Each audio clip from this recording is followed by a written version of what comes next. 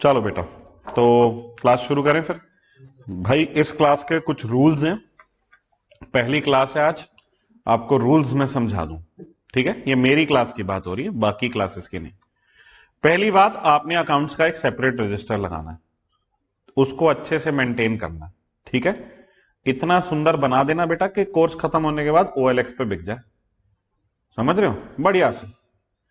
ये कोई नहीं कि छोटे भाई की 10वीं की कॉपी आधी भरी हुई थी, आधी में शुरू कर लिया, ये कांड नहीं चाहिए मुझे। ठीक है, ढंग से रजिस्टर बनाना। दूसरा, क्लास में आपको मैं अप्रोक्सीमेटली जो भी आपकी किताब है, दो तरह की किताबें मिलेंगी। एक मैं दूंगा, एक ICI की मॉड्यूल आएगी। रजिस्ट्रेशन करा लिया सबने? सबके पास आ गई है बुक्स? नहीं आई है तो पता कैसे आएंगी, ऑर्डर वॉर्डर करना है वो कर लीजिएगा। पहली प्रायोरिटी हमारी ICI की किताब होगी, प्रैक्टिस के लिए मेरी किताब यूज की जाएगी। ये बात समझ में आ रही? मैं आपको दोनों किताबों के करीबन करीबन 40 से 50% क्वेश्चंस क्लास में कराऊंगा, होमवर्क बाकी के हो जाएंगे। ठीक है, टाइमली बेसिस पे आपने वो करने हैं। जब एक चैप्टर खत्म होगा, आपको समय दिया जाएगा उस चैप्टर को कंप्लीट करने के लिए, फिर उसके डाउट्स पूछे जाएंगे। ठीक है, सिस्टमैटिक तरीके से एक एक एक एक चैप्टर निपटा के हमने सिलेबस निपटा देना। ऑल राइट, कोई नॉन अकाउंट्स बैकग्राउंड से तो नहीं है? सब अकाउंट्स बैकग्राउंड से हैं? साइंस वाला बच्चा है कोई? आप हैं सर? तो आपने साइंस के बाद कुछ अकाउंट्स के बारे में पढ़ाई करी है कि बिल्कुल जीरो है? थोड़ा बहुत किया है, कोई बात नहीं, आपसे बाद में बात करेंगे। आज जो हम पढ़ाने वाले हैं उसमें अकाउंट्स का भी कोई लेना देना नहीं है। ठीक है, छोटा मोटा आपको समझने में हो सकता है 2 मिनट लगे, कोई बड़ी बात नहीं होने वाली। ठीक है, शुरू करें आज की क्लास। आज हम एक चैप्टर ऐसा पढ़ने वाले हैं जो आपने ना 11th में ना 12th में कभी पढ़ा। चैप्टर का नाम है इन्वेंट्री। ठीक है, इन्वेंट्री से क्या समझते हैं, कोई मुझे बता सकता है इन्वेंट्री क्या होती है? स्टॉक। चलो जी, एक और शब्द बता दिया बेटा। अब मेरा अगला सवाल, स्टॉक क्या होता है? गुड्स वगैरह है? कोई भी गुड स्टॉक है? कोई भी गुड स्टॉक है? अब ये मेरी सारी गुड्स हैं, ये जिन चेयर्स पे तुम बैठे हो ये मेरे हैं, तो ये मेरा स्टॉक है? सोचने वाली बात है। ये एयर कंडीशनर लगा हुआ है, ये प्रोजेक्टर, ये मेरा स्टॉक है? इन्वेंट्री या स्टॉक क्या होता है, आप सबसे पहले तो ये समझें। ठीक है, इन्वेंट्री या स्टॉक क्या होता है समझते हैं सबसे पहले। ठीक है, इन्वेंट्री या स्टॉक होता है बेटा जी, आप बड़े ध्यान से सुनिएगा, आपको कोई टर्म नहीं समझ आती आप उसी समय पूछेंगे। ठीक है, इन्वेंट्री या स्टॉक होता है फिनिश्ड गुड्स। हां जी, क्या गुड्स? फिनिश्ड गुड्स, या तो वर्क इन प्रोग्रेस या रॉ मटेरियल जिसे आपने हेल्ड फॉर रीसेल रखा है। यह बात समझ में आ रही है? अब एक बात सोचिए, मैं यहां पे कोचिंग सेंटर खोल के बैठा हूं या चेयर की दुकान? Coaching centre. तो ये जो चेयर्स मैंने खरीद के रखी थी, मेरे को इनको रखने का मकसद क्या था? कि मैं बच्चे पढ़ाऊंगा इस पे बिठा के, इन्हें आगे भी बेचूंगा? आगे बेचूंगा क्या मैं इन शेयर्स को? नहीं। तो क्या ये मेरी इन्वेंट्री हुई? नहीं हुई। ये मेरे एसेट्स हैं, ये मेरे फिक्स्ड एसेट्स हैं। समझ में आ रही? मुद्दा क्लियर करो।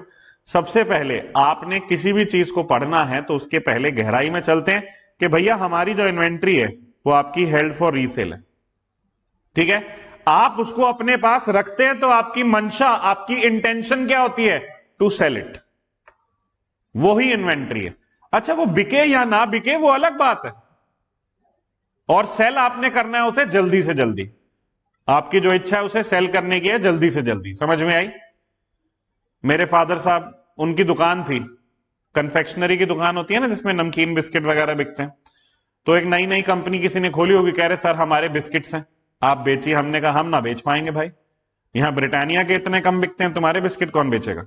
वो कहता है सर बस आप रख लो, बिक जाए तो मुझे पैसे दे देना, ना बिके तो मत देना। अब ऐसे ऑफर पे कौन मना करे? हमने कहा ठीक है रख जा। हमने एक पूरे ऊपर ना स्टैक पे लगा दी, होता है ना शेल्फ होते हैं दुकान पे।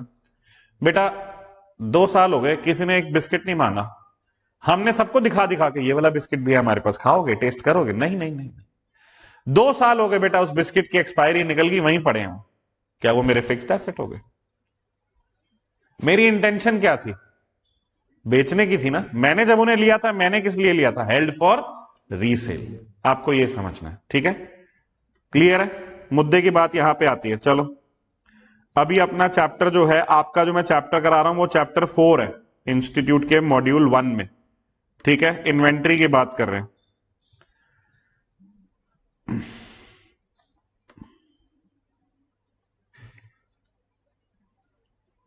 अब यहां पे देखो क्या लिखा हुआ इन्वेंट्री के बारे में। Inventory can be defined as assets held for sale in the ordinary course of business और in the process of production for such sale or for consumption in the production of goods or services for sale, including maintenance supplies and consumables other than machinery spares, servicing equipment and standby equipment. अब देखिए यहां पे लिखा है कि कोई भी चीज आपने फॉर सेल रखी हो, यानी फिनिश गुड्स। दूसरा, या in the process of production for sale हो, आप उसे यूज कहां करेंगे? प्रोडक्शन प्रोसेस में। अच्छा एक बात बताओ, मान लो मैं कोई खाद्य पदार्थ बेचता हूं, खाने का सामान। खाने का सामान ऐसे तो बेचूंगा नहीं, डब्बे में पैक करके बेचूंगा। तो वो जो डब्बे में लेके आया वो मेरी इन्वेंट्री है कि नहीं है? सोचना है। अब क्या मुझे डब्बे बेचने हैं? नहीं, लेकिन मेरे को जो प्रोडक्ट बेचना है उसको बनाने में डब्बे लगेंगे, तो वो डब्बे मेरे क्या हो जाएंगे? इन्वेंट्री हो जाएंगे। ठीक है, ये बात समझ में आ रही है? क्लियर है? अच्छा अब एक बात बताओ, सोचो। हाँ, तुम्हारा नाम क्या है? सचिन। मान लो सचिन ने एक ब्यूटी पार्लर खोल लिया, शौक बड़ी चीज है, खोल लिया ब्यूटी पार्लर इसमें। अच्छा ब्यूटी पार्लर में ये वो करते हैं, क्या करते हैं वो? फेशियल कहते हैं बेटा, लीपा पोती जो होती है, उसके लिए इसने क्रीम ले रखी है। मान लो 3-4 तरह की क्रीम खरीद लिए हैं। अब क्रीम किस काम आएंगी? इसने क्रीम बेचनी है या सर्विसेज प्रोवाइड करते समय वो यूज हो जाएगी? हो जाएगी ना, तो दैट इज इन्वेंट्री। ये बात समझ में आ रही है? क्लियर है? हाँ, अगर मैंने, अब जो सोचो, अब मैं भी तो कोचिंग क्लासेस चला रहा हूं और मैंने बुक्स खरीद के रखी हैं ताकि मैं तुम्हें दे सकूं, तो वो मेरी इन्वेंट्री है।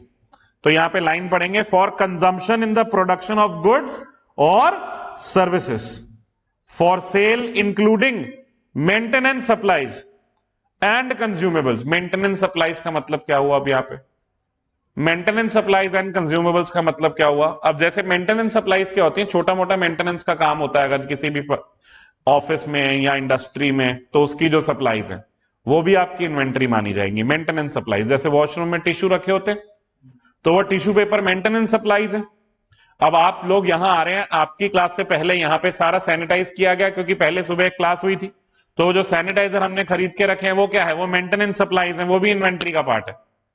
ठीक है, फिर आगे वो कह रहे हैं including maintenance supplies and consumables. अब जैसे ये है, ये मार्कर है, क्या करते हैं हम इससे? पढ़ाते हैं, कंज्यूमेबल्स है। ठीक है, कंज्यूमेबल्स का मतलब होता है ऐसी चीज जो इस्तेमाल करने पे खत्म हो जाए। समझ में आ रही है? वो कंज्यूमेबल्स हो जाएंगे। ऐसा तो नहीं है चेयर पे 4 बच्चे बैठ गए, 5वां नहीं बैठ सकता, ये कंज्यूमेबल नहीं है। ठीक है, तो पॉइंट समझ में आया? इन्वेंट्री होता क्या? सबसे पहले इन्वेंट्री की डेफिनेशन लिख सकते हैं हम लोग। चलिए फ्रेश अपना रजिस्टर्स निकालिए, चैप्टर की हेडिंग डालिए,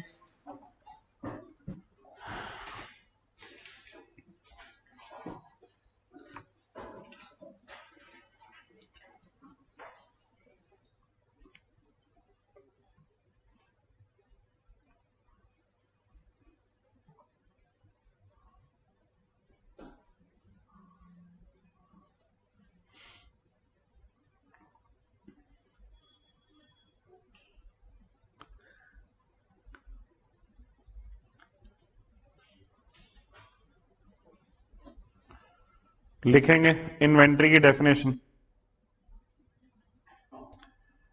हेडिंग बनाएंगे, definition,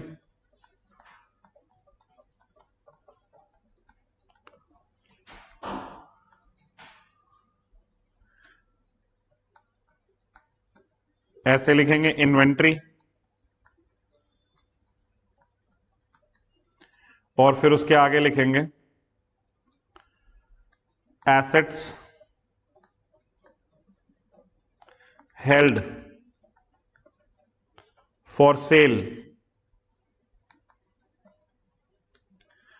in the ordinary course of business, comma, or in the process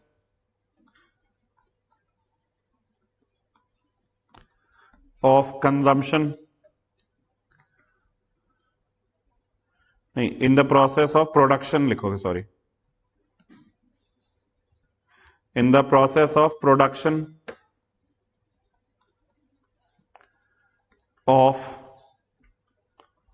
such sale, comma, or for consumption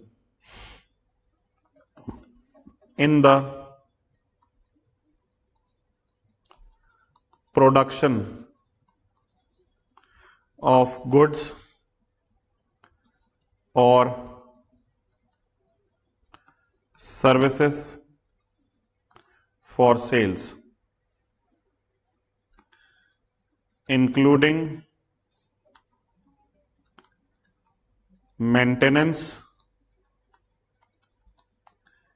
supplies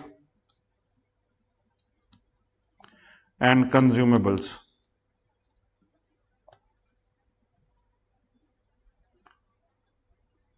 ठीक है, अब यहां पे पढ़ें जरा मेरे साथ, पहली लाइन में लिखें एसेट्स हेल्ड फॉर सेल, ये हो गया आपके फिनिश गुड्स। फिर दूसरे हो गए आपके in the process of production, ये हो गया WIP। और फिर फॉर कंजम्पशन इन प्रोडक्शन, ये हो गया रॉ मटेरियल। कुछ समझ में आ रहा है? चीजों को ना पढ़ के उनका मतलब भी समझते हैं। पूरी देखो कौन सा एसेट आपका फॉर सेल पड़ा जो बन गया। In the process of production माने वर्क इन प्रोग्रेस, आधा बना हुआ है आधा कच्चा है, ऐसा कुछ प्रोडक्ट हो गया। ठीक है, और फिर फॉर कंजम्पशन इन प्रोडक्शन मतलब प्रोडक्शन में यूज करना है उसे, तो वो क्या हो जाएगा, रॉ मटेरियल। यही चीज तो मैंने लिखवाई थी, समझ में आ रही है? और आगे और सर्विसेज में भी जो आपने यूज होना है उसमें भी आ जाएगा, इंक्लूडिंग मेंटेनेंस, सप्लाईज और कंज्यूमेबल्स। ये बात समझ में आती है कि नहीं? ठीक है, अच्छा, अब सबने आपको छोड़ के आपने भी देखा तो अच्छी बात है। ट्रेडिंग एंड P&L अकाउंट देखा, trading and profit and loss account देखा, उसमें क्लोजिंग स्टॉक आता है क्रेडिट साइड पे। आपको अभी तक जब भी आपने अकाउंट बनाए होंगे क्लोजिंग स्टॉक की वैल्यू हर क्वेश्चन में दी होगी, दी होगी ना? कहां से आई वो वैल्यू? बात ये है, कहां से आई वो वैल्यू बताओ, किसने निकाल के दी? हमें तो हमेशा निकाली होती है क्योंकि हमारे सिलेबस में ये चैप्टर नहीं था, अब हमें वो वैल्यू निकालनी है। समझ में आ रही है? हमें पता लगाना है इन्वेंट्री कब कितनी है। ठीक है, अब एक बात सोचो आप, और सर आप भी एक बिजनेसमैन के पॉइंट ऑफ व्यू से सोच के मुझे बताओ कि आपको इन्वेंट्री की वैल्यू पता होनी चाहिए या नहीं होनी चाहिए? एक बिजनेसमैन के पॉइंट ऑफ व्यू से बताओ, आपके पास कितनी इन्वेंट्री आपको पता होनी चाहिए कि नहीं? क्या फायदा होगा अगर आपको एक्यूरेट वैल्यू पता होगी? तो उससे क्या फायदा होगा आपका? सोचने वाली बात है। हाँ, कोई है यहां पे बिजनेस फैमिली से, किसके पापा का बिजनेस हो, किस चीज का है? कॉर्पोरेट सप्लायर है, किन प्रोडक्ट्स के? Very good, office stationery housekeeping सारे प्रोडक्ट्स। आपकी शॉप है या आपका सप्लाई का काम है? तो मतलब you must have a warehouse. अच्छा, अब उस वेयर हाउस में जितना सामान पड़ा है वो पता होना चाहिए कितने का है कि नहीं पता होना चाहिए? अच्छा, क्या फायदा होगा पता लगा के कि वो कितने का है? सबसे पहला, आप इस साल का अपना प्रॉफिट कैलकुलेट करना चाहोगे तो आपको पता चल जाएगा सही से। आप इन्वेंट्री पे कंट्रोल रखोगे, आपको पता होना चाहिए आपके पास कितने एसेट्स हैं, पोजीशन पता होनी चाहिए, फाइनेंशियल सिचुएशन। तो कई तरीके हैं जिससे आपको आइडिया लगेगा, फायदा होगा अगर आपको पता है तो। ठीक है, अब मुद्दा आ जाता है पता कैसे करें, कैसे पता करें आपके पास कितनी इन्वेंट्री है? सोचो, आप सोचो, चलो आप बिजनेस फैमिली से हो, आप कभी जाते ही होगे वेयर हाउस है। अब आप मुझे बताओ what should be the way to find out? शाबाश, वो कह रहे हैं रिकॉर्ड बनाया जाता है। ठीक है ना, इन्होंने कहा ना रिकॉर्ड बनाया जाता है, सुनना इसकी बात को, याद रखना, बहुत अच्छी बात बताई है इन्होंने, रिकॉर्ड बनाया जाता है। Very good. रिकॉर्ड बनाया जाने का मतलब है कि जब भी माल आया आपने लिख लिया, फिर उसमें से जितना भी बेच दिया वो भी लिख दिया। दैट मीन्स इनको, अगर वो कंप्यूटराइज्ड हिसाब है तो at the end of the day कभी भी ये पता लगा सकते हैं कितना बैलेंस है कि नहीं। आप कंप्यूटर में सर्च करके बता सकते हो। अगर मैं आपसे कहता हूं अच्छा क्या नाम बताया आपने, आकर्षित, मैं आपसे पूछता हूं अच्छा आकर्षित ये वाले मार्कर आपके पास कितने पड़े हुए हैं, तो you can easily type in the name in your computer and find out कितनी इन्वेंट्री पड़ी हुई है ना। अच्छा, हर कोई छोटा दुकानदार ऐसे कर सकता है? सोचो मोहल्ले में घर के बाजू में कोई राशन की दुकान है, उसका भी तो स्टॉक है, वो हर बार रिकॉर्ड करे? 4 आदमी दुकान पे खड़े हैं, एक को सामान दिया, बाकियों को रोक दे, नहीं नहीं मैं पहले लिख लूं, ऐसे करेगा वो? तो ये कौन से बिजनेस इसके लिए मेथड सूटेबल है जो सर ने बताया? बड़े बिजनेस या स्मॉल बिजनेस? बड़े बिजनेस ना। एक तो जवाब सबने देना बेटा, मास्क में मुझे पता ही नहीं चलता कौन बोल रहा है कौन नहीं बोल रहा, जवाब सब देंगे, ठीक है। हाँ, तो कौन से बिजनेस के लिए सूट करेगा इनका बताया हुआ मेथड? बड़े बिजनेसेस के लिए, लार्ज बिजनेसेस के लिए। स्मॉल बिजनेसेस क्या करें? स्मॉल बिजनेसेस चुपचाप गिन लें। क्या कर लें? गिन लें, देख ले, हाथ से गिन ले कितना स्मॉल बिजनेस है ना। अच्छा, मेरी बात बड़े ध्यान से सुनेंगे, भूलेंगे नहीं। गिनने को कहते हैं स्टॉक टेकिंग। क्या कहते हैं? Stock taking. समझ में आया? स्टॉक टेकिंग का मतलब है फिजिकली काउंट किया आपने, ठीक है, फिजिकली काउंट किया। Okay, that is called stock taking. Is that clear? तो चलिए एक बार आपकी बुक में दोबारा से देखते हैं। कह रहे हैं इन्वेंट्री वैल्यूएशन, इन्वेंट्री वैल्यूएशन। अब देखो ये बता रहे हैं, नीचे लिखा हुआ है, ये पैराग्राफ की लास्ट लाइन पढ़ना, द सिग्निफिकेंस से। क्या लिखा है? The significance of inventory valuation arises due to various reasons. यानी अब जो ये नीचे लिखा हुआ है क्या बता रहे हैं? इंपॉर्टेंस बता रहे हैं कि इन्वेंट्री वैल्यू हमें क्यों करनी चाहिए। क्यों करनी चाहिए? डिटर्मिनेशन ऑफ इनकम, हमें यह पता चल जाएगा हम कितना कमा रहे हैं, ठीक है। दूसरा, असर्टेनमेंट ऑफ फाइनेंशियल पोजीशन, आपको पता चल जाएगा ना आपके पास कितने का माल पड़ा है। फिर लिक्विडिटी एनालिसिस। लिक्विडिटी क्या होती है? Liquidity is the ability to pay money in short term. समझ में आ रही है? मेरे पास एफडी पड़ी है 10 लाख की, लेकिन जेब में 10 रुपए का नोट है, अमीर तो बेटा मैं हूं, लिक्विडिटी नहीं है। समझ में आ रही है? एफडी तोड़ने जाना पड़ेगा बैंक, फिर बैंक उसको मेरे खाते में जमा करेगा, लिक्विडिटी है। अच्छा एक बात सोचो, मेरे हाथ में 1 लाख रुपए, इसका 1 करोड़ का घर है, लिक्विडिटी कहां है? मेरे पास ये लिक्विडिटी है, 1 लाख रुपए मेरे पास अभी है, मैं खर्च सकता हूं। तुम्हारे पास 1 करोड़ का घर है, लेकिन बेचना पड़ेगा ना पहले। आसानी से कन्वर्ट हो रहा है कैश में? नहीं ना। लिक्विडिटी का मतलब क्या होता है? Convertibility into cash, short term payment capacity. Okay, liquidity समझ में आ रही है? हाँ जी। तो लिक्विडिटी एनालिसिस, जिसके पास जितना ज्यादा माल होगा उसकी लिक्विडिटी उतनी अच्छी होगी, क्योंकि वो फटाफट माल बेच के पैसे इकट्ठे कर सकता है। और लास्ट, स्टैट्यूटरी कंप्लायंस। स्टैट्यूटरी का मतलब है कानूनी, स्टैट्यूटरी माने लॉ, स्टैट्यूट कहते हैं लॉ। तो लॉ के अकॉर्डिंग भी हमें अपनी इन्वेंट्री पता होनी चाहिए। इनकम टैक्स वालों को पता करना है ना हमारे पास कितना माल पड़ा, उसी हिसाब से तो वो टैक्स लेंगे फिर हमारी इनकम के हिसाब से। और बाकी कई और लॉज हैं जिनके हिसाब से हमें अपनी इन्वेंट्री पता होनी चाहिए। अभी क्लियर टिल दिस पॉइंट? अभी तक तो भाई इन्वेंट्री की कहानियां चल रही हैं, अभी मुद्दे की बात तो आई नहीं है ना। चलो अब आगे आ रहा है basis of inventory valuation. Basis of inventory heading बनाएंगे, नेक्स्ट लिखेंगे basis of inventory valuation.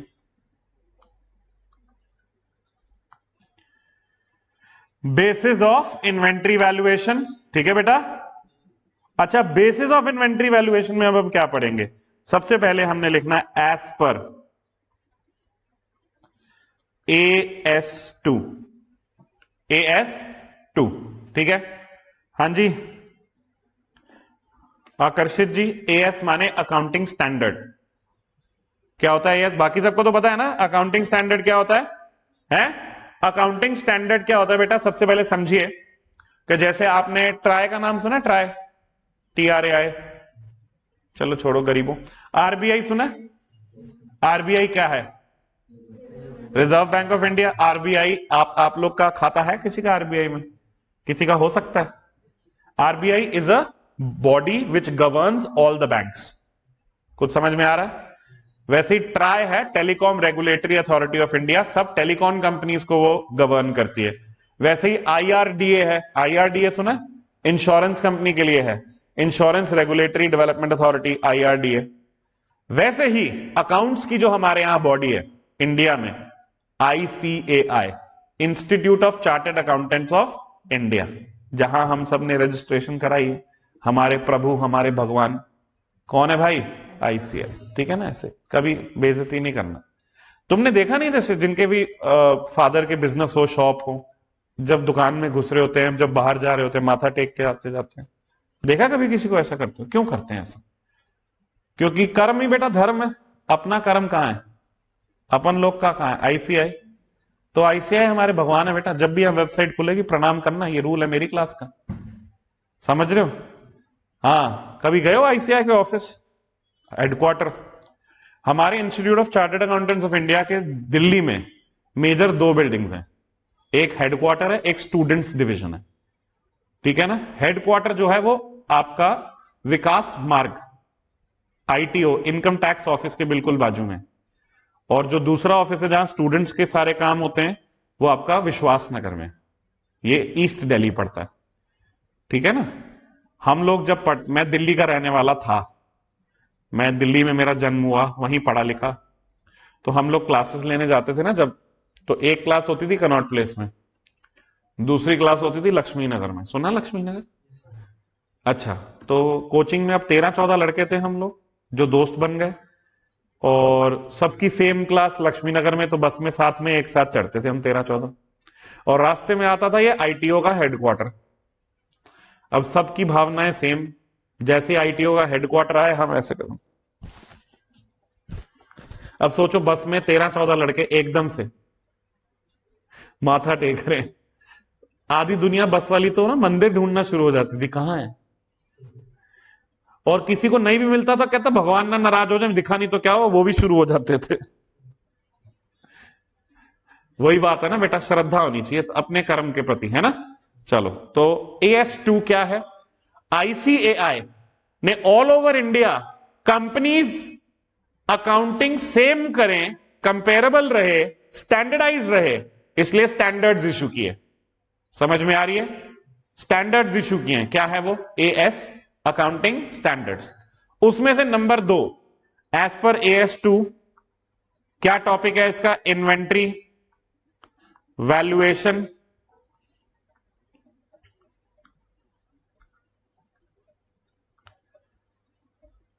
Inventory should be valued at cost or net realizable value, whichever is less.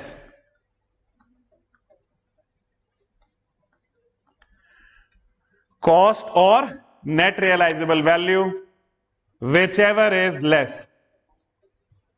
Cost or net realizable value, whichever is less. ठीक है? अब NRV की full form लिख लेंगे। NRV क्या होती है? नेट रियलाइजेबल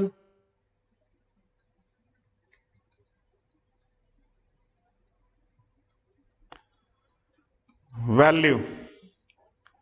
एनआरवी की फुल फॉर्म क्या है भाई? Net realisable value. Net realisable value क्या होती है? सबसे पहले ये समझें। ठीक है? नेट रियलाइजेबल वैल्यू क्या होती है? सोचने वाली बात, बड़े ध्यान से सुने। मान लो ये मेरा प्रोडक्ट है, ठीक है? ये प्रोडक्ट 50 रुपए का बेचता हूं मैं, ओके? और रितिका, रितिका नाम है ना आपका, रितिका मेरी सेल्समैन है, ठीक है? तो ये प्रोडक्ट बेचती है 50 रुपए का और 10% कमीशन लेती है, यानी कितने देती है?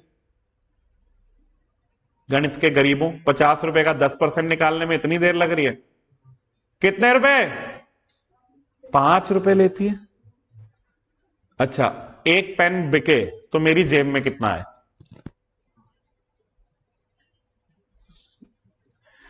क्यों क्यों मुझे खून के आंसू रहलाओगे? जवाब दे दो। एक पेन बिकेगा तो मेरे जेब में कितने रुपए आएंगे आकर्षित? 50 रुपीज आएंगे। वो फ्री में काम कर रही है। कितने रुपए ले रही है वो? 10%। एक पेन 50 रुपए का बिकेगा, मेरी जेब में कितने आएंगे?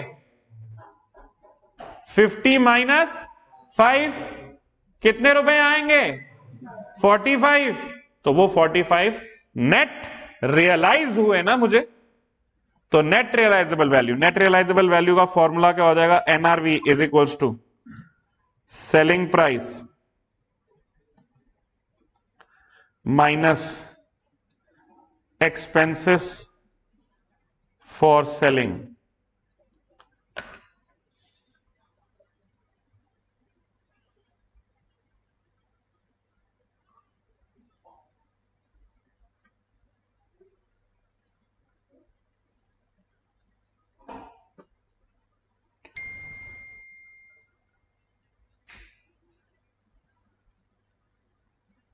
हाँ जी, समझ में आया कुछ? एनआरवी क्या होती है? नेट रियलाइजेबल वैल्यू, यानी फाइनली आपकी जेब में कितना पैसा आएगा। अच्छा, एक कॉन्सेप्ट होता है, बड़े ध्यान से याद होगा आप में से किसी बच्चे को, कंजर्वेटिज्म या प्रूडेंस। किसी को याद है?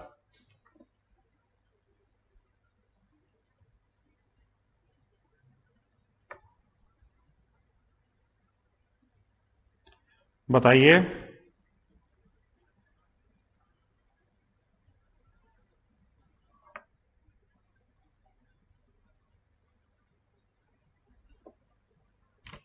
किसी को भी नहीं याद है? मतलब मैंने ऐसे कौन से कर्म किए हैं? हाँ जी सर, नहीं याद आपको? मैडम क्या नाम है आपका? पूनम जी। नहीं याद? पूनम जी ने 12वीं कब करी है? इस साल। अरे, तो 11वीं उससे पीछे ही करी होगी। बेटा मुझे पहली क्लास का एबीसीडी अभी तक याद है, तुम्हें 11वीं का नहीं याद? कैसी बात कर रहा? सचिन जी, कंजर्वेटिज्म नहीं पता? कुछ तो आइडिया होगा ना? हाँ जी, लास्ट में क्या नाम? नीरज? निखिल, सॉरी निखिल ना? आपको बेटा आपका नाम क्या है? आयुषी। आकर्षित से तो उम्मीद ही नहीं कर सकता मैं। और हाँ भाई, आप चैंप? यस सर, याद है। No sir. कंजर्वेटिज्म, प्रूडेंस, ये एक कॉन्सेप्ट है पहले तो, ठीक है? ये कॉन्सेप्ट बेटा जी क्या कहता है? ये कॉन्सेप्ट आपको एक सलाह देता है, एक हिदायत देता है अकाउंटिंग करते समय, ठीक है? और वो क्या सलाह देता है ये बात सुनिएगा, आपको फॉलो क्या करना है, ठीक है? ये कहता है कि while preparing books of accounts, we should anticipate all losses, comma, but recognize profits only when such profit is actually realized। अब इसका क्या मतलब हुआ? ये कोई बता सकता है?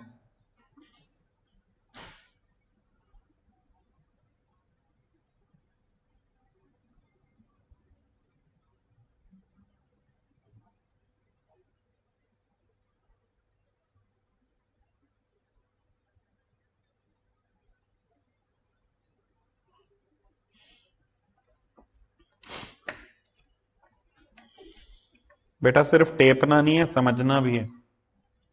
समझो और बताओ क्या समझे। Anticipate losses. क्या मतलब? भविष्य में अगर आपको लग रहा है कि आपको नुकसान हो सकता है, आप उसे आज ही अपने खातों में लिख लें, आज ही उस नुकसान को बुक्स में रिकॉग्नाइज कर लें। लेकिन अगर आपको लगता है भविष्य में प्रॉफिट होगा, तो आप उसे तभी लिखें जब वो एक्चुअली में हो, पहले ही ना लिख लें। समझ में आई? मतलब एक तरह से बनिया बन जाए हैं। हाँ, कोई बनिया है यहां पे वैसे? ये देखो, एक सर बिजनेसमैन वही है। बुरा मत मानना मेरी बातों का बेटा, है बनियों के बारे में मैं एक आधी बात अगर बोल दूं तो पता लगा क्लास के बाद मुझे मारने दौड़ रहे हैं। दो ही हैं बस, आयुषी भी। अच्छा ठीक है, और आप तो नहीं ना सर? बस ठीक है, लंबे वाले सर आप तो नहीं, ये तेज भागेगा ना। हाँ चलो, समझ में आ रही है बात कि नहीं? आपको क्या करना है भाई, आपको भविष्य में आने वाले लॉसेस आज ही लिख लेने। अच्छा, मान के चलते हैं ये कुर्सियां मेरी इन्वेंट्री हैं, ठीक है? सोच के मेरी बात का जवाब देना। मैं कुर्सियां खरीद के लाया हूं 100 रुपए की, एक, 100 रुपीज ईच। आकर्षित ध्यान देना जरा, 100 रुपीज ईच की खरीद के लाया हूं, ये कॉस्ट है। अच्छा, मुझे पता है मार्केट का रेट कि इसका सेलिंग प्राइस 200 रुपीज ईच है। कितने रुपीज ईच है? 200। समझ में आ रही है? अच्छा, मुझे प्रॉफिट हो गया कि होगा? बताओ जरा, मैंने बेच दी क्या? मैंने कुर्सियां बेच दी कि अभी पड़ी हैं मेरे पास? पड़ी हैं। तो ये जो मेरे को प्रॉफिट की उम्मीद हो रही है, ये हो गया या होगा? होगा ना। तो जो प्रॉफिट होगा उसे आज लिख लूं? नहीं ना, प्रॉफिट को तो नहीं लिखूंगा। तो यानी आज मैं अपनी बुक्स में कुर्सियों को किस पे लिखूंगा? कॉस्ट पे। तो मैं कहूंगा मेरे पास 100 रुपए की कुर्सी है। समझ में आई? मेरे को पता है ये 200 में बिकेगी, लेकिन कॉन्सेप्ट ऑफ कंजर्वेटिज्म क्या कहता है? कहता है प्रॉफिट एंटिसिपेट कभी मत कर लियो। पता लगा मैं यहां पे 200 रुपए की लिख रहा हूं और 100 रुपए का प्रॉफिट भी लिख दिया मैंने, लेकिन बाद में वो बिकेगी ना 200 में, है? समझ रहे हो? लॉजिक समझ में आ रहा है? ठीक है। अच्छा, यही दूसरा एग्जांपल लेते हैं कि उनकी कॉस्ट 100 ईच है और मार्केट में सेलिंग प्राइस हो गया है 80। कितना हो गया? 80। फिर से वही सवाल, मुझे लॉस हो गया या होगा? अभी बेचा थोड़ी है, क्या बता बेचने तक बढ़ जाए, लेकिन लॉस होगा, ये मुझे नजर आ गया। और मैं कौन सा प्रिंसिपल फॉलो करता हूं? कंजर्वेटिज्म। कंजर्वेटिज्म क्या कहता है? कहता है लॉस अगर आपको आगे नजर आ रहा है तो आप किस पे लिखेंगे? लॉस पे। तो मैं आज अपनी बुक्स में जब कोई मेरे से पूछेगा, मैं जब बैलेंस शीट बनाऊंगा उसमें मेरे को लिखना है मेरे पास कुर्सियां पड़ी हैं, तो मैं कितने रुपए की कुर्सी लिखूंगा? 80 रुपए की, और 20 रुपए अलग से प्रॉफिट एंड लॉस में क्या डाल दूंगा? लॉस। समझ में आ रही है कि नहीं? ये बात समझ में आई? तो अब वापस आते हैं इस बात पे कि जहां पे कहा गया कि as per AS2 inventory should be valued at cost और net realisable value whichever is less. ये बात आपको समझ आई कि नहीं आई? समझ में आ गई? हाँ या ना में जवाब देंगे सब लोग? पक्की बात है? क्लियर है? तो चलिए आगे बढ़ते हैं। अब यही बेसिस ऑफ इन्वेंट्री वैल्यूएशन है, ठीक है ना? इसके अंदर सबसे पहली लाइन यही लिखी है, देखो, inventory should be generally valued at lower of cost और नेट रियलाइजेबल वैल्यू। मैंने आपको सब समझा दिया, कॉस्ट और नेट रियलाइजेबल वैल्यू क्या होता है, इसके बारे में हम बात कर ली हमने, ठीक है? अब हमें एक और चीज समझनी है, कॉस्ट के बारे में समझना है कि कॉस्ट क्या होती है, ठीक है? नेट रियलाइजेबल वैल्यू तो हमने यहां पे लिख ली, एनआरवी। एनआरवी के बारे में लिख दिया, selling price minus expenses for selling. अब हमें कॉस्ट के बारे में बात करनी है, ठीक है? कॉस्ट क्या होती है? लिखेंगे cost of inventories. Cost of inventories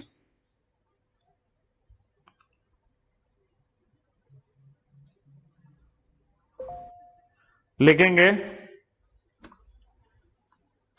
as per AS2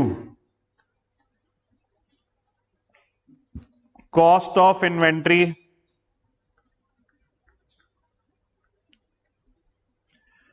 should comprise of पहला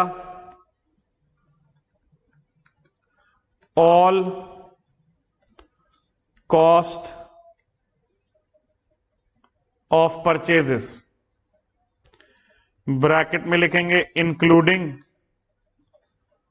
any taxes paid except when they are reimbursable, except when they are reimbursable.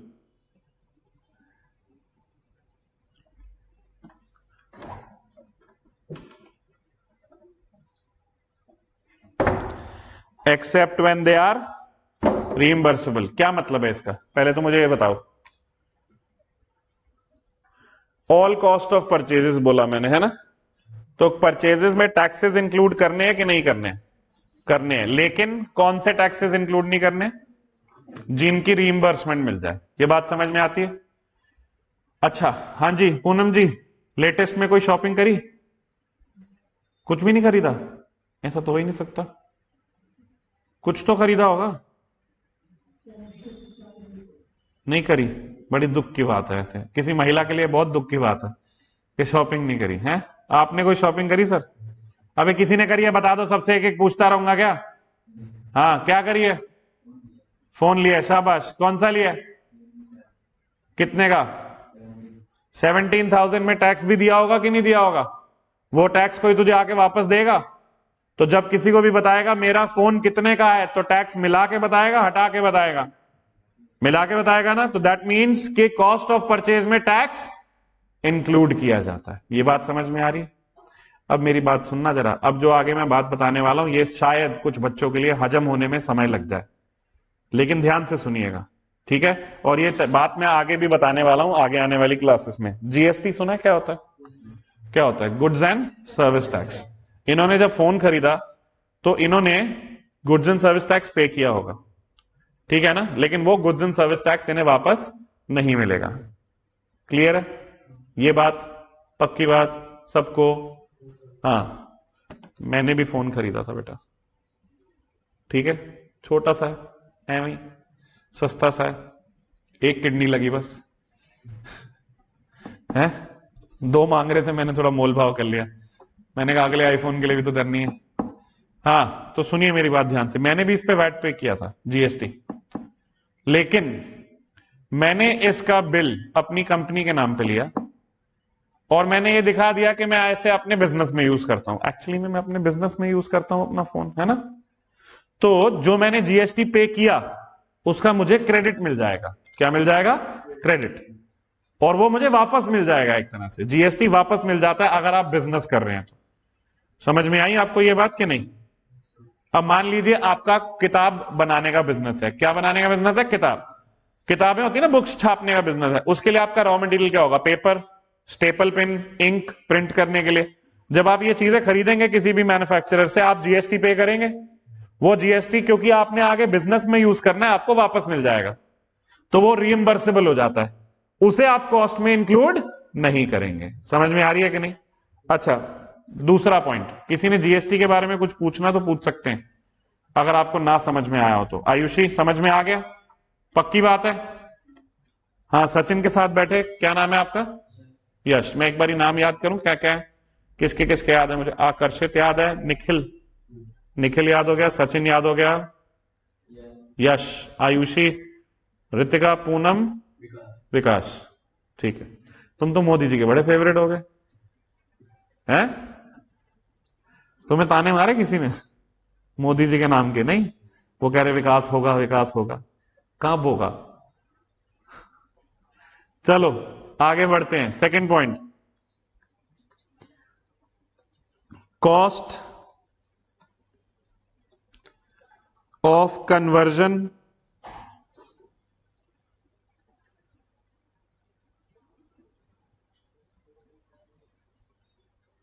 Cost of conversion क्या होता है? It includes expenses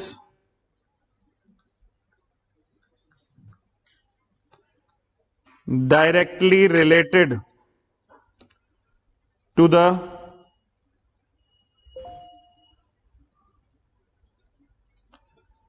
unit of production such as direct labor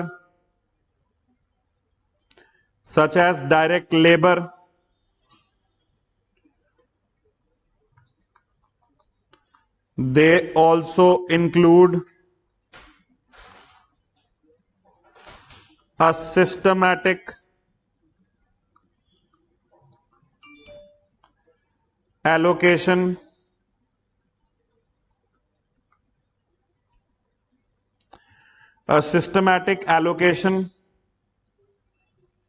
of fixed and variable overheads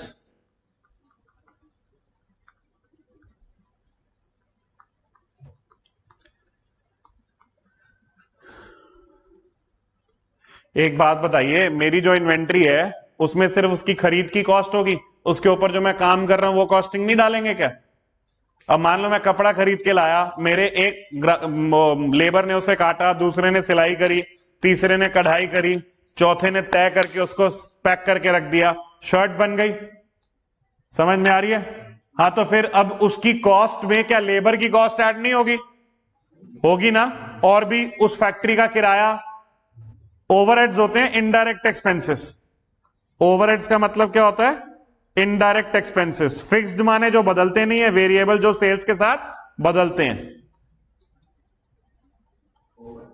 overheads indirect expenses overheads होते हैं। समझ में आ रही है? अब जैसे एक बात बताओ, तुम्हें यहां पढ़ाने के लिए टीचर को कितनी सैलरी देनी पड़ रही है ये पता लगाया जा सकता है, लेकिन तुम्हारे बैच के लिए वो उस लड़के को जो पानी पिलाने सफाई के लिए रखा गया उसकी कितनी तनख्वाह जाती है पता लगाया जा सकता है? सोचो, ऐसे ऐसे रिलेशन बिठा सकते हैं? अच्छा, एक यूनिट ऑफ प्रोडक्ट बनाने में बनाने वाले की कितनी तनख्वाह लग रही है ये पता लगाया जा सकता है, कितना मटेरियल लग रहा है पता लगाया जा सकता है, कितनी बिजली लग रही है पता लगाया जा सकता है, बाहर गेट पे खड़े वॉचमैन की कितनी सैलरी लग रही है ये पता लगाया जा सकता है। तो वो ओवरहेड होता है। ओवरहेड माने इनडायरेक्ट एक्सपेंसेस। समझ में आ रही है? क्लियर है? हाँ जी आकर्षित, इनडायरेक्ट एक्सपेंस समझ आ रहे? कोई एग्जांपल दो इनडायरेक्ट एक्सपेंस का, और अपने बिजनेस से लेकर दो इनडायरेक्ट एक्सपेंसेस का, बाकी सब भी देंगे। हाँ, इनडायरेक्ट एक्सपेंस का एग्जांपल जो प्रोडक्शन से डायरेक्टली लिंक्ड नहीं होते। हाँ,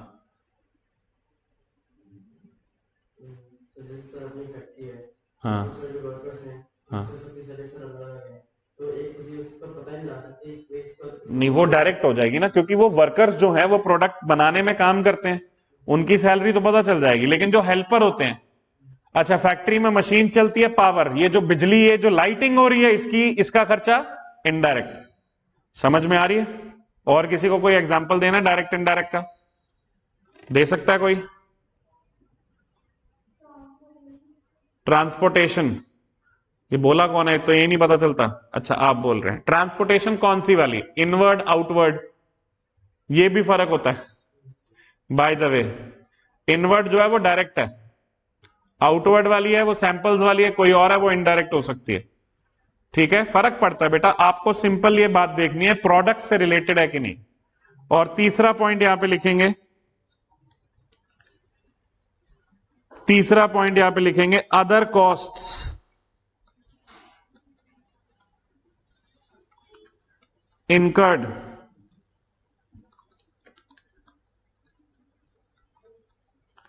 in bringing the inventories to their present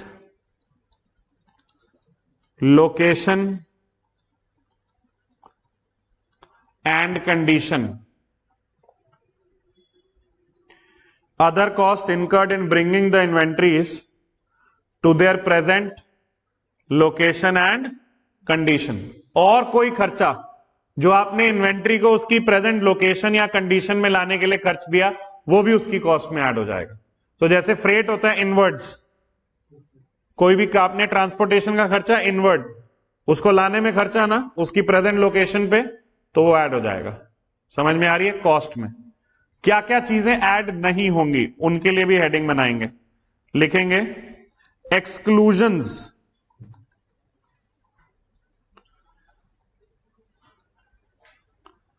from cost of inventories. Exclusion from cost of inventories का मतलब है क्या क्या चीजें हम इन्वेंट्री की कॉस्ट में नहीं लेंगे. ठीक है ना? कौन से नहीं लेंगे? Indirect expenses, selling expenses, admin expenses. ठीक है ना? ऑफिस में बैठ के जो खर्चे हो रहे हैं वो फैक्ट्री में ऐड थोड़ी करने हैं प्रोडक्ट में. ठीक है, तो लिखेंगे जरा. Number 1, abnormal amount of wasted material comma labour and other production overheads. Abnormal amount of wasted material. देखो, एक वेस्टेज होती है नॉर्मल और एक वेस्टेज होती है एबनॉर्मल. इसको भी समझते हैं. लॉस या वेस्टेज जो होती है वो कितने तरह की होती है? 2 तरह की. ठीक है बेटा? एक होती है नॉर्मल और एक होती है एबनॉर्मल. ठीक है? किसी को पता है इसके बारे में, नॉर्मल कौन सी, एबनॉर्मल कौन सी? नहीं? चलो मैं बताता हूं. किसी को खाना बनाना आता है यहां पे? तेरे को सब कुछ ही आता है? क्या बना लेता है?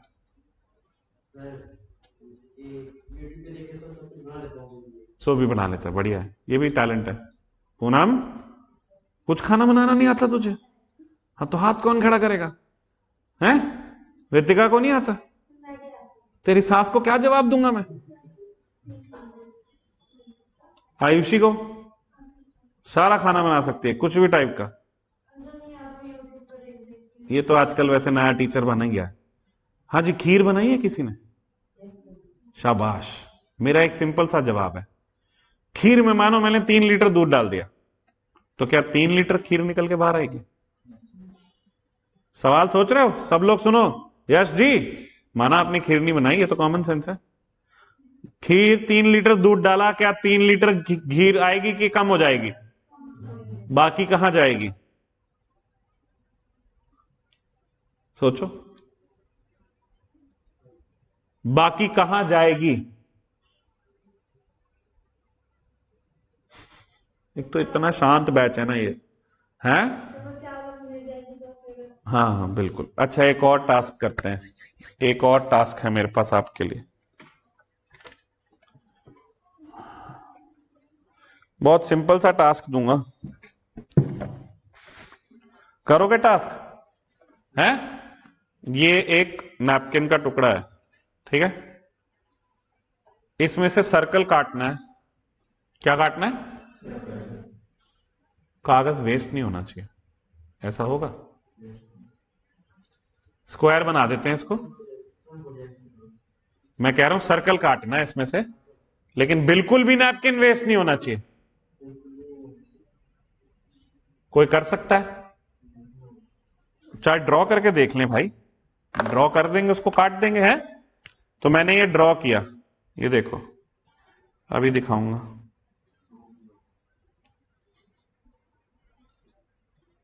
हाँ जी, ये सर्कल ड्रॉ हो गया है.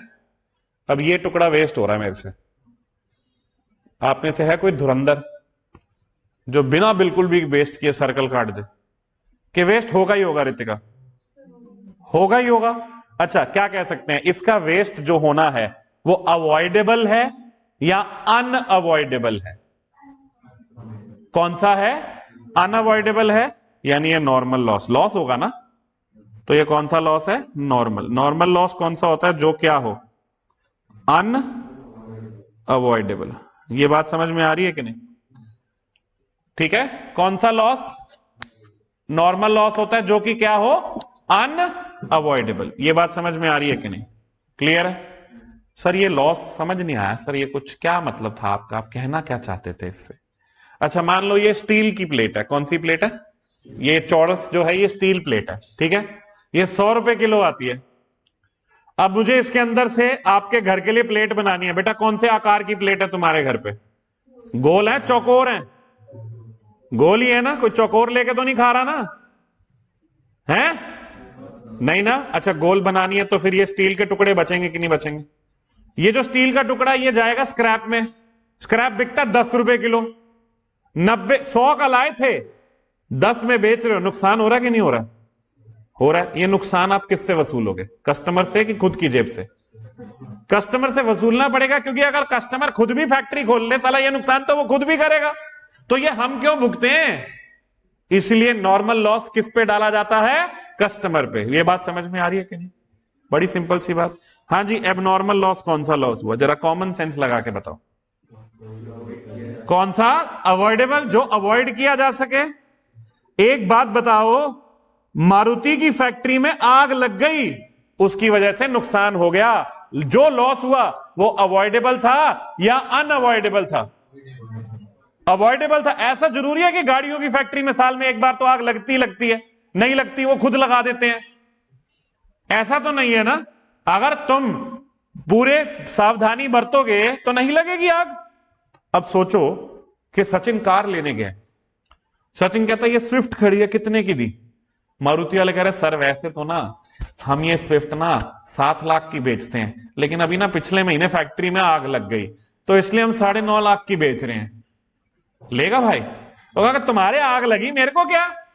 इसलिए समझो कि exclusion from cost of inventory, inventory की कॉस्ट में आप क्या नहीं ऐड कर सकते? Abnormal amount of wasted material, labour and other overhead. समझ में आ रही है कि नहीं? फैक्ट्री में लेबर ने 3 दिन हड़ताल कर दी है, कोई काम नहीं किया, तुम्हें उनको तनख्वाह देनी पड़ी, प्रोडक्ट की कॉस्ट में ऐड कर दोगे क्या? नहीं ना। ये याद रखना, ठीक है। Abnormal amount of wasted material, labour and other production overheads को आप कॉस्ट में ऐड नहीं करेंगे। ये बात समझ में आ रही है? नेक्स्ट देखिए, सेकंड, स्टोरेज कॉस्ट। हां जी, क्या ऐड नहीं करेंगे? स्टोरेज कॉस्ट पता है क्यों नहीं ऐड करेंगे? क्योंकि स्टोरेज कॉस्ट बार बार होती रहती है। 1 महीना स्टोर करोगे तो रेंट देना पड़ेगा, अगर नहीं बिका तो अगले महीना स्टोर करोगे तो और रेंट देना पड़ेगा। ऐसे अगर कोई आइटम थोड़े दिनों बाद मिटा तो आप तो उसकी कॉस्ट ही बढ़ाते जाओगे। स्टोरेज कॉस्ट ऐड नहीं करते हैं, लेकिन एक एक्सेप्शन है, उसे ऐड करना पड़ता है। कब ऐड करना पड़ता है वो मैं बताता हूं। चलिए लिखेंगे, unless these costs are necessary in the production process prior to further production stage. कोई ऐसे आइटम का एग्जाम्पल दो जो आप फट से बना के बेच नहीं सकते, आपको उसको 2-3 साल अपने पास स्टोर करना रखना पड़ता है, जो पुरानी चीज ज्यादा महंगी बिकती है। बासमती चावल 1.5 साल तक एज करके, उसे कहते हैं एज किया हुआ, सुना कभी? बासमती चावल 1.5 साल तक एज करके बेचते हैं, महंगा बिकता है कि एज्ड है। लीकर, शराब जितनी पुरानी होती है उतनी महंगी बिकती है, ठीक है ना? है और भी कई सारे, जैसे टिम्बर टिम्बर क्या होता है, जब ये पेड़ के तने काटते हैं ना तो उसमें मॉइस्चर होता है, तो उसको 6 महीना रख के सुखाते हैं फिर बेचते हैं। तो ऐसे आइटम्स होते हैं जिनको रखना जरूरी होता है बेचने से पहले, है समझ रहे हो। पार्मेजान चीज, चीज सुना, पार्मेजान चीज आता है, उसको भी कई दिनों तक ये अपने पास स्टोर करके रखते हैं ताकि उसमें बैक्टीरिया का वो जो है प्रोडक्शन हो सके, फिर उसके बाद वो एक्चुअली में बनता है और बेचा जाता है। तो ऐसे काम में स्टोरेज कॉस्ट ले लेंगे, मतलब जब स्टोरेज कॉस्ट जरूरी है उस चीज को बनाने के लिए तो लेंगे, वरना नहीं लेंगे। ये मेरी बात समझ में आ रही है कि नहीं। चलो नेक्स्ट पॉइंट कौन सा है, थर्ड पॉइंट जो नहीं लेना है, administrative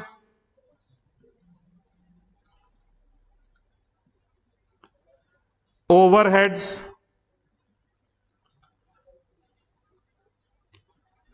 that do not contribute